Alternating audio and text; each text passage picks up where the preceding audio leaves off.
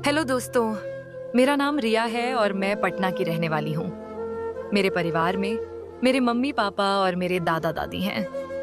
मैं अपने माता पिता की इकलौती संतान हूँ। उन्होंने मुझे बड़े ही प्यार और दुलार से पाला है। आज मैं 20 साल की हूँ, लेकिन मुझे देखकर कोई अंदाजा नहीं लगा सकता कि मेरी उम्र इतनी कम होगी, क्योंकि मेरा शरीर और व्यक्तित्व एक 25 साल की लड़की जैसा लगती हूँ आज मैं। इसका कारण मैं खुद ही हूँ, क्योंकि 16 साल की उम्र से ही मैंने वह सब करने लगी। हमारे घर में कुल 5 कमरे हैं। एक कमरे में मेरे मम्मी पापा रहते हैं, दूसरे कमरे में मेरे दादा दादी, जिनकी उम्र 55 से ज्यादा है और वह ज्यादातर अपने कमरे में ही आराम करते हैं। तीसरे कमरे में मैं खुद रहती हूँ। यूं बाकी के 2 कमरे हम अलग अलग कामों के लिए इस्तेमाल करते हैं। मेरे पापा की उम्र 45 साल है। मेरी माँ बेहद खूबसूरत है, लेकिन वह पुराने ख्यालों की एक साधारण और सादगी पसंद महिला है। उनका अधिकतर समय पूजा पाठ, अपने सास ससुर की सेवा और घर के काम काज में ही बीतता है। मेरे पापा एक बिजनेसमैन हैं और अपना खुद का बिजनेस चलाते हैं। हम बहुत अमीर तो नहीं हैं, लेकिन हमारे घर में किसी चीज की कमी भी नहीं है। पापा बहुत हैंडसम है, लेकिन मेरी मम्मी उनके लिए ज्यादा वक्त नहीं निकाल पाती। दिन भर घर के कामों में व्यस्त रहती हैं और पापा से सिर्फ रात में ही बात कर पाती हैं, जब वह सोने के लिए जाते हैं। यह बात तब की है जब मेरी उम्र 19 साल थी। एक रात हम सब खाना खाकर अपने अपने कमरों में सोने चले गए थे। तभी मुझे लगा कि मम्मी पापा के कमरे से लड़ने की आवाजें आ रही हैं। उनका कमरा मेरे कमरे के बगल में ही था। मैंने पहली बार ऐसा महसूस किया कि मम्मी पापा के बीच कोई झगड़ा हो रहा है।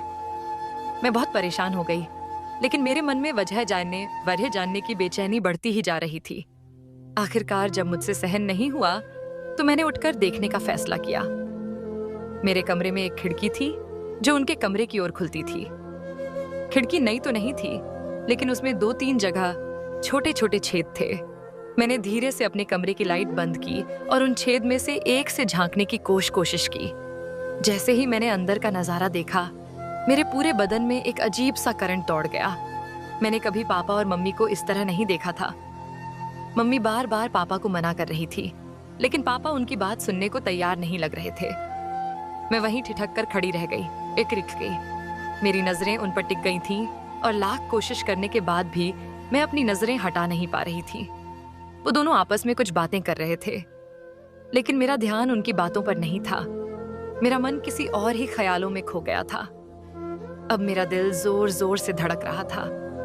ऐसा लग रहा था जैसे कोई अनहोनी होने वाली हो। फेरी मेरे तय पर सिट आई एक और पंदी बेपौर बिजली गिरी। वह नजारा देखकर मेरी तो जैसे सांसें ही थम गई। मेरी मम्मी ने भी उस चीज को देखा और पहले तो गुस्से से भर गई, लेकिन अगले ही पल उन्होंने शर्म से अपनी नजरें झुका लीं। अब मम्मी को भी कुछ महसूस होने लगा था। उन्होंने इशारे से पापा को अपने पास बुलाया। पापा उनके पास आए और दोनों कुछ देर तक वैसे ही साथ रहे जैसे एक पति पत्नी रहते हैं। थोड़ी देर बाद मम्मी ने खुद को संभाला, अपने कपड़े ठीक किए और फिर लाइट बंद करके सोने के लिए लेट गई।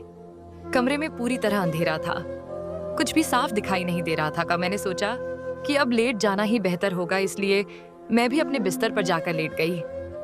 लेकिन जैसे ही आंखें बंद की, मम्मी पापा की तस्वीरें मेरी आंखों के सामने घूमने लगी। पापा का वह भयानक और रूपदार रूप, पता नहीं क्यों, मुझे बेहद आकर्षक लग रहा था। मेरा मन करने लगा कि मैं भी उनके साथ वैसे ही रहूं जैसे मम्मी रहती हैं। उस रात मुझे बहुत ज्यादा खुजली हो रही थी, जिससे मैं बहुत परेशान हो गई थी। उस समय मुझे समझ नहीं आ रहा था कि क्या करूं। फिर मैंने पहली बार अपने हाथों का सहारा लिया। उस दौरान मेरे ख्यालों में बस मेरे पापा ही थे। उनकी यादें और बातें मेरे मन में घूम रही थीं।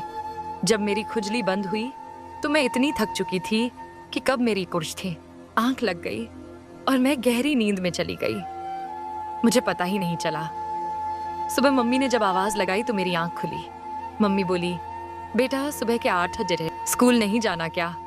यह सुनकर मैं उठी और सीधे बाथरूम की ओर चली गई। जैसे ही बाथरूम में पहुंची, मेरी आंखों के सामने फिर वही नजारा आ गया।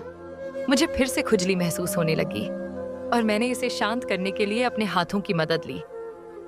दोस्तों, उस दिन मैं बहुत अच्छा महसूस कर रही थी। जैसे तैसे मैंने स्कूल जाने की तैयारी की और ड्रेस पहनकर बाहर आई। नाश्ते की टेबल पर पापा से सामना हुआ। मैं रोज सुबह पापा को गुड मॉर्निंग बोलकर विश करती थी, तो उस दिन भी मैंने उन्हें वैसे ही विश किया।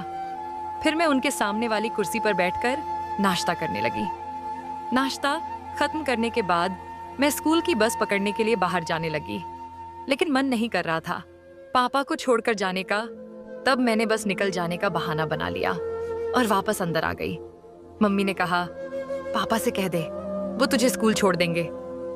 मैं खुशी खुशी पापा के कमरे में गई और उनसे स्कूल छोड़ने की बात की। पापा तुरंत राजी हो गए।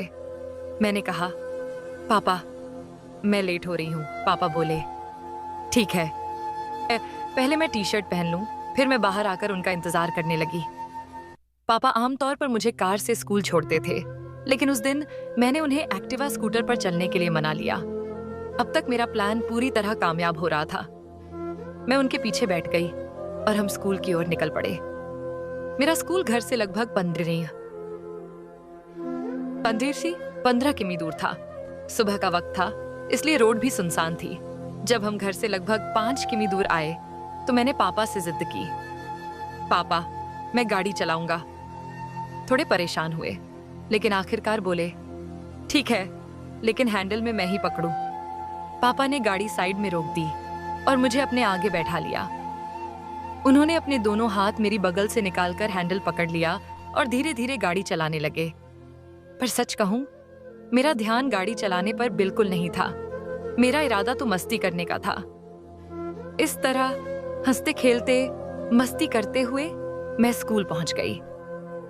उस दिन का अनुभव मेरे लिए बेहद खास और मजेदार था। फिर मैंने पापा को जाते वक्त एक बार फिर से विश किया। शायद मेरी हरकतें कुछ अलग थीं, क्योंकि पापा मुझे लेकर थोड़ा थोड़ा परेशान से लग रहे थे। सच कहूं तो मेरी हालत खुद भी अजीब सी हो रही थी। पूरे दिन स्कूल में मेरा ध्यान बस पापा पर ही लगा रहा। दिल कर रहा था कि मैं पापा के साथ गाड़ी में ही बैठी रहूं। समझ नहीं आ रहा था। अगर आप ऐसी और कहानी सुनना चाहते हैं तो हमारे चैनल को सब्सक्राइब कर लें। धन्यवाद।